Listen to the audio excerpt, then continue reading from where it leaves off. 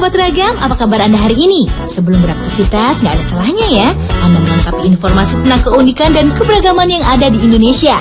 Di antaranya, informasi tentang beberapa kampung adat yang unik, hewan-hewan langka yang bertanduk, dan aneka jenis abon. Menarik kan? Semuanya kami rangkum dalam Ragam Indonesia.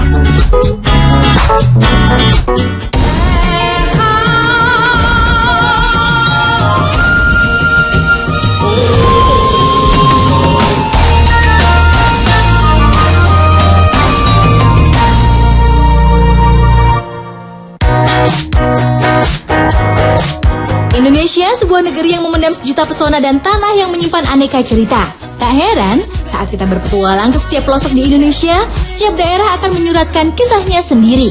Salah satu cerita dan pesona yang ada di Indonesia yang masih bertahan adalah beberapa kampung adat.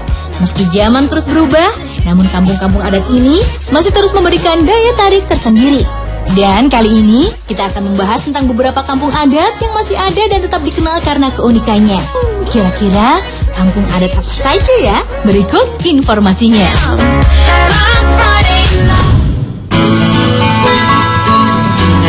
Yang pertama adalah Kampung Naga.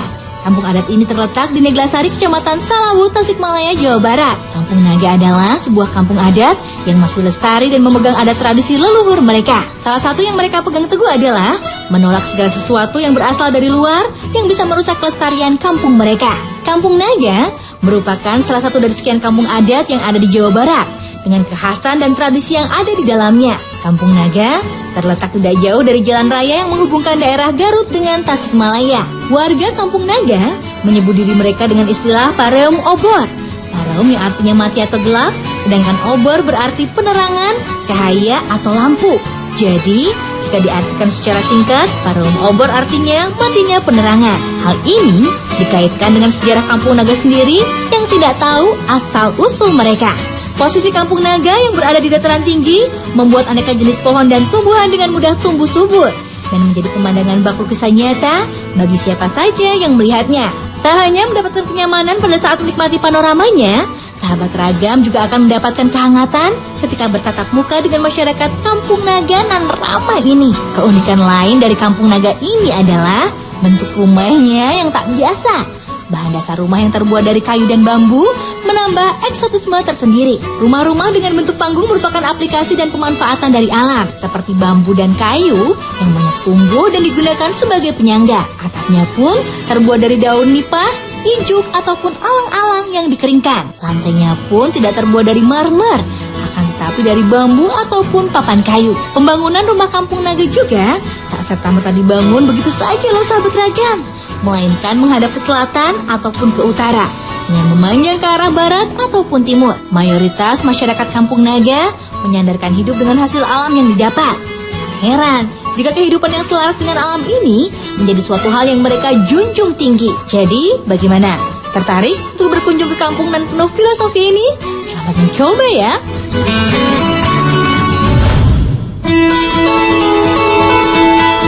Puas berkeliling di Kampung Naga, saatnya kita bertandang ke Kampung Kanekes, Banten. Orang Kanekes atau orang Baduy merupakan suatu kelompok masyarakat Sunda yang menutup dan menolak modernisasi saat ini. Menurut data, tercatat 5.000 hingga 8.000 jiwa yang ada di desa unik ini. Sebutan Baduy untuk masyarakat desa Kanekes merupakan sebutan orang luar kepada masyarakat ini. Berawal dari para peneliti Belanda yang sedikit menyamakan orang Baduy dengan kelompok Arab Bedawi yang merupakan masyarakat yang berpindah-pindah atau nomaden. Persepsi lain mengatakan jika sebutan Baduy dikaitkan dengan adanya Sungai Baduy dan Gunung Baduy yang ada di sebelah utara kampung ini. Ada 3 desa utama yang ada di Kampung Kanekes ini loh sahabat Ragam.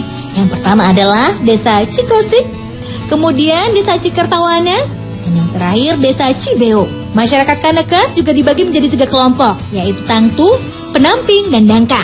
Pada umumnya, masyarakat Kanekes bekerja dan bermata pencaharian sebagai petani padi huma. Selain itu juga, untuk mendapatkan penghasilan tambahan, masyarakat ini menjual buah-buahan seperti durian, asam, keranji, dan madu hutan. Kepercayaan masyarakat Kanekes disebut sebagai Sunda Wiwitan yang berakar pada pemujaan kepada arwah nenek moyang mereka atau dikenal dengan animisme. Wah, sahabat Ragam, meskipun berbeda tata cara hidup dan kepercayaan, jangan pernah membeda-bedakan ya. Justru perbedaan inilah yang seharusnya menjadi warna-warni pemersatu bangsa kita.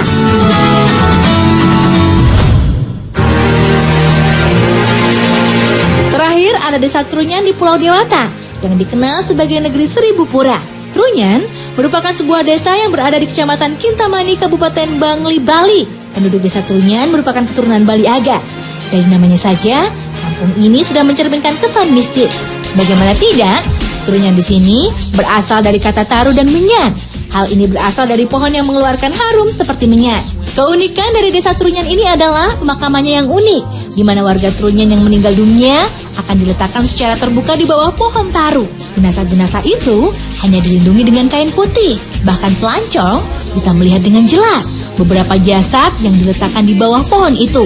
Selain jenazah yang masih utuh, di lokasi ini juga banyak tulang belulang dan tengkorak yang tergeletak begitu saja. Walaupun diletakkan di alam terbuka, jenazah-jenazah ini tetap tidak mengeluarkan bau busuk loh. Karena pohon taru yang berada di areal makam telah menyerap semua bau yang ada di lokasi. Saat berada di makam Trunyan, pelancong harus berhati-hati karena tulang-tulang dan tengkorak berbaur dengan barang-barang lainnya yang berada di sepanjang jalan pemakaman terbuka ini. Walaupun terlihat tidak terawat, kondisi ini memang sengaja dibiarkan karena peraturan yang melarang membawa keluar barang-barang yang sudah ada di lokasi ini. Bila menentang peraturan ini, sesuatu yang buruk akan menimpa. Untuk mencapai Desa Trunyan ini, kita akan terlebih dahulu melewati objek wisata Pandelokan. Dari Pandelokan, Anda akan disambut oleh pemandangan yang luar biasa. Hamparan Danau Batur seakan menyejukkan mata yang melihatnya. Dengan adat istiadat inilah, kini Desa Trunyan menjadi destinasi yang banyak dicari oleh pelancong lokal maupun asing yang berkunjung ke Bali. Jadi, bagi Anda yang tertarik dan ingin berkunjung ke Desa Trunyan ini, siapkan waktu luang Anda dari sekarang ya.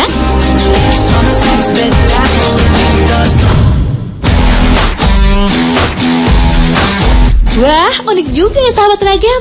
Beragam adat istiadat dan peraturan yang ada di beberapa daerah di Indonesia. Rasanya memang gak lengkap kalau kita gak pernah mengunjungi salah satu dari beberapa daerah tersebut. Yuk, cintai tanah air Indonesia.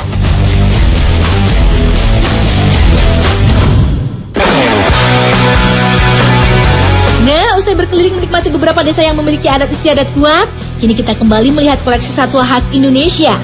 Sahabat ragam, banyak binatang maupun hewan yang hidup di sekeliling kita. Dengan aneka bentuk, rupa, dan warna, binatang-binatang ini terus mengalami populasi yang stabil. Tapi tak semua binatang loh yang mengalami pertumbuhan yang terjaga. Buktinya, banyak binatang yang keberadaannya terancam punah. Nah, berbicara tentang binatang yang populasinya terancam punah, kali ini tim ragam akan membahas tentang beberapa jenis binatang yang langka dengan tanduk atau gading sebagai ciri khasnya. Kira-kira binatang apa saja ya?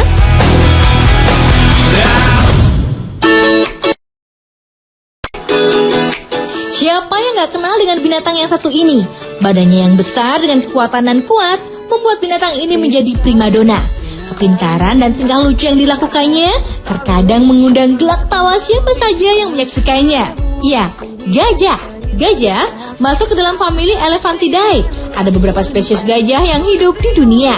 Salah satunya yang hidup di Indonesia adalah gajah jenis Elephas maximus. Gajah termasuk dalam kategori hewan herbivora. Ia menghabiskan 16 jam sehari untuk mengumpulkan makanan. Ada beberapa jenis makanan yang dikumpulkan oleh gajah loh sahabat ragam.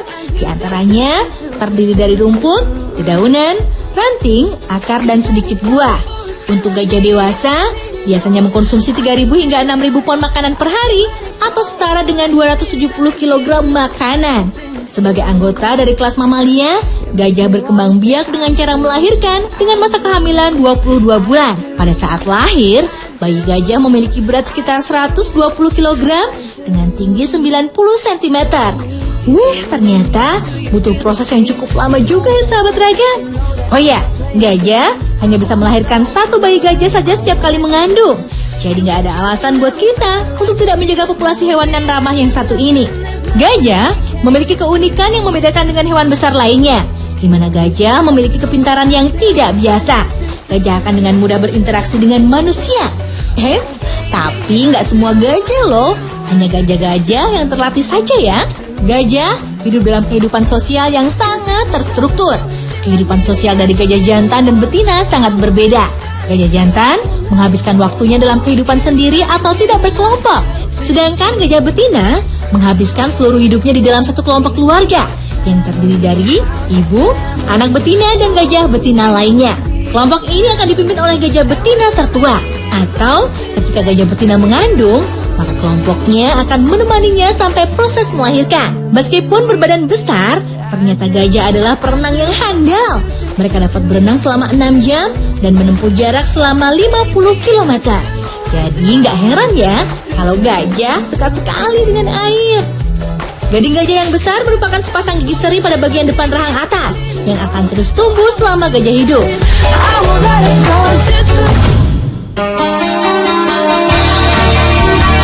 Nah, sahabat Ragam, jangan kemana-mana dulu ya. Ragam Indonesia masih akan kembali dengan informasi tentang satwa bertanduk lainnya.